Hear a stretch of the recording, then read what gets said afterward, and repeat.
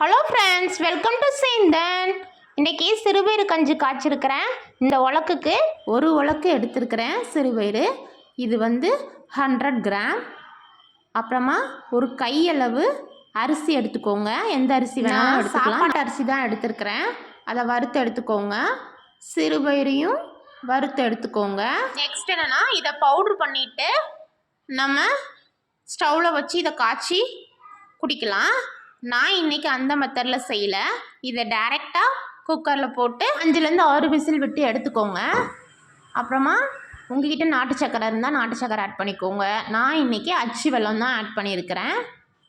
நல்லா சிறுபயிறு வெந்ததுக்கப்புறமா அதை நான் மிக்சரில் போட்டு அரைச்சி எடுத்துக்கிட்டேன்.